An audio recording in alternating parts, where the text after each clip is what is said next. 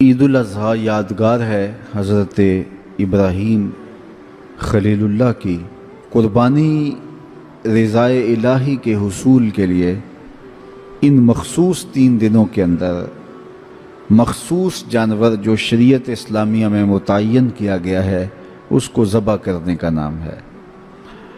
یہ بات ذہن میں رکھیں کہ عیب سے جانور پاک ہونا چاہیے۔ فقہا نے ایک سیدھا سا ضابطہ بیان کیا ہے، عیب وہ ہے جس سے منفعت یا جمال زائل ہو جائے۔ جو جانور آپ نے خریدا تو وہ ذبح کے وقت عیب دار ہو گیا، گرا، ٹانگ ٹوٹ گئی تو کوئی ایسا واقعہ پیش آ گیا، ذبح کے وقت جو عیب ہے وہ عیب شمار نہیں کیا جائے گا، تو اس کو یوں ہی ذبح کر دیا جائے گا۔ جو جانور ہے وہ فربا ہو، موٹا ہو، تازہ ہو تو وہ افضل ہے۔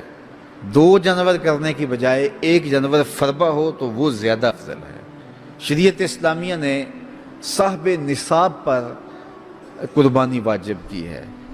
نصاب وہ ہے جو ہمارے ہاں زکوٰۃ کا نصاب ہے، یعنی 52 تولے چاندی یا 7.5 تولے سونا، یا اس کی قیمت۔ زکوٰۃ کے نصاب میں قمری سال گزرنا شرط ہے، لیکن یہ جو قربانی اور صدقہ فطر ہے اس میں سال گزرنا شرط نہیں ہوتا۔ ان عید کے 3 دنوں کے اندر ایک لمحے کے لیے بھی کوئی مالک نصاب ہو گیا تو اس کے اوپر جو ہے وہ قربانی واجب ہوگی۔ پھر قربانی ہر اس شخص پہ واجب ہے جو مالک نصاب ہے۔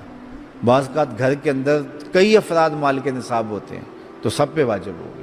قربانی واجب آپ نے ادا کر لی اور اپنی طرف سے نفلی بھی دینا چاہتے ہیں تو یہ بھی آپ کو اجازت ہے۔ ہمارے آقا و مولا نے ایک قربانی اپنی طرف سے، ایک قربانی اپنی امت کی طرف سے پیش کی ہے، تو اگر امتی اپنے آقا کی جانب سے قربانی پیش کرتا ہے تو یہ اجر و ثواب کا باعث ہے۔ 3 حصے کر کے دوست احباب کے لیے، غرباء کے لیے اور اپنے لیے تقسیم کر لیں تو یہ قربانی کی روح کے مطابق ہے۔ سارا اگر خود استعمال کرنا چاہیں تو بہرحال اس کی بھی اجازت ہے، لیکن قربانی کی روح کے منافی ہے۔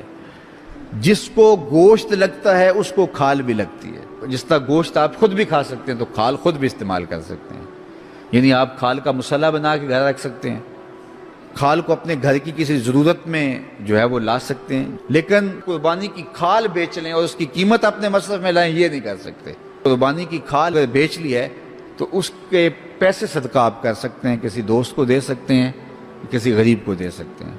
تو قربانی کی کھال جس کو مرضی دیں، لیکن بہتر یہ ہے کہ قربانی کی کھالیں مدارس دینیہ کو دی جائیں، چونکہ یہ مستحق بہت زیادہ ہیں۔ مدارس دینیہ کے بجٹ کا زیادہ تر انحصار قربانی کی کھالوں پہ ہوتا ہے۔ کسی زمانے میں مدارس دینیہ کے لیے، مساجد کے لیے اور خانقاہوں کے لیے امراء، رؤوسا اور حکام جاگیریں مقرر کرتے تھے اور ان کا نظم و نسق چلتا تھا۔ ہمارے دیہاتوں میں آج بھی مسجدوں کے نام پہ 8-8، 5-5، 6-6 جو ہے وہ ایکڑ نام ہوتے ہیں اور مسجد کی ضروریات اور اس کے محاصل سے پوری ہوتی ہیں، لیکن اب تو مدارس دینیہ کا انحصار رہ ہی قربانی کی کھالوں، زکوٰۃ فنڈ اور لوگوں کے تعاون اور مخیر حضرات کی کوشش سے رہ گیا ہے۔ اس لیے اپنے مدارس کی طرف بہت زیادہ توجہ دینے کی ضرورت ہوتی ہے اور قربانی کی کھالیں کوشش کر کے خود مدارس دینیہ کے اندر پہنچائیں۔ اور آپ کے سامنے جامعۃ المصطفیٰ ایک ایسی درسگاہ علمی ہے کہ جس کے فیضان سے ایک زمانہ متمتع ہو رہا ہے اور یہاں سے نکل کر اطراف و اکناف عالم کے اندر جو ہیں وہ لوگ پھیل رہے ہیں اور فائدہ پہنچ رہا ہے۔ اللہ کا شکر ہے، یہاں سے جانے والے پیغام کو مسلم بھی قبول کر رہے ہیں اور غیر مسلم بھی قبول کر رہے ہیں، تو یہ اللہ کا فضل ہے، اس پر ہمیں شکر ادا کرنا چاہیے۔ اور کتنے مسلمانوں کی اصلاح ہوئی ہے اور کتنے لوگ فائدے میں گئے ہیں، تو یہ ایک اللہ تعالیٰ کا بڑا فضل ہے اور اللہ تعالیٰ کا بڑا ہی کرم ہے کہ کتنے لوگوں کو یہاں سے فائدہ ہو رہا ہے۔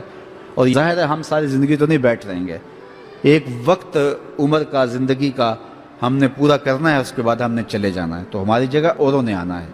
تو یہ دارالعلوم اگر زیادہ سے زیادہ لوگ پیدا کرے گا تو زیادہ لوگوں کو فائدہ پہنچ سکتا ہے۔ تو اس لیے نہ صرف قربانی کی کھالیں بلکہ اس ادارے کے ساتھ آپ کا ہر طرح کا تعاون درکار ہے۔ سب سے بڑا تعاون آپ کا اس ادارے کے ساتھ محبت کا تعاون درکار ہے۔ آپ اس مرکز سے اپنی عقیدت کا رشتہ، اپنی محبت کا رشتہ جو ہے وہ وابستہ کریں. جس طرح عشق کیا جاتا ہے، پیار کیا جاتا ہے، اس مرکز سے آپ پیار کریں، اس مرکز سے آپ محبت کریں. یہ مرکز ہماری عقیدتوں کا مامن اور مسکن ہونا چاہیے، چونکہ اس سے بہت سارے لوگوں کو فائدہ ہو.